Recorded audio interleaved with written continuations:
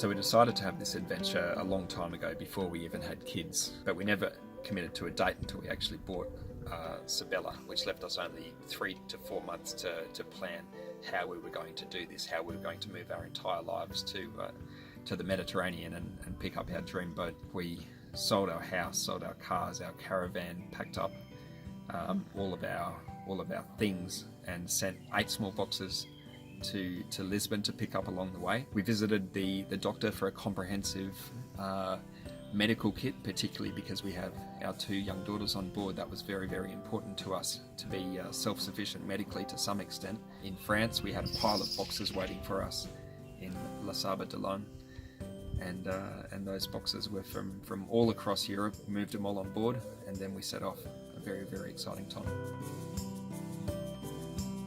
What really stole our hearts about the Lagoon 42 was the absolutely massive amount of space on board the vessel. Somehow Lagoon fit a huge amount of space into a 42 foot of catamaran.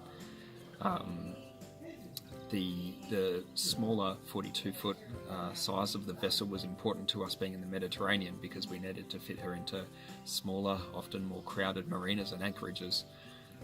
And this actually became a big deal once we hit the water in Europe. The transoms at on the aft of each hull were absolutely fantastic, particularly with small kids. They were just a great swim platform that we all enjoyed. They made it very easy to get out of the water. They made it easy to get on the boat from the dock as well.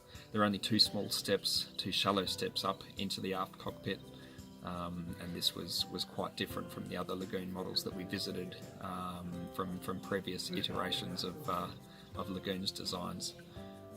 So quite a bit of jealousy there from the other Lagoon owners at an anchorage. The helm being set down close to the aft cockpit was a big deal for us as well. It meant that the adult who was on watch at the helm could socialise and really help out with the kids that were in the aft cockpit, or even down in the saloon or in the kitchen. We chose the storage option in the owner's suite, and this turned out to be a great success. We could fit so much gear, almost too much gear, into those cupboards that were fitted down below in the starboard hull, so that comes highly recommended.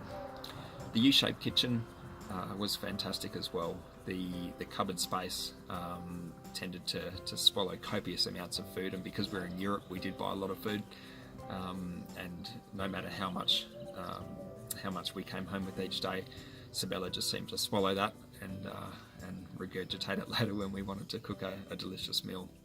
So overall, the vessel, the Lagoon 42, being a brand new design, we thought was extremely well thought out. So much storage that we believed to be the case before we bought the vessel, but then when we actually moved on board, we marvelled at the way she had the ability to store that gear and then still have space to spare. Very, very, very happy with the Lagoon 42, and we'd certainly, when we commence another adventure like this, it'll be a model that we consider very, very strongly.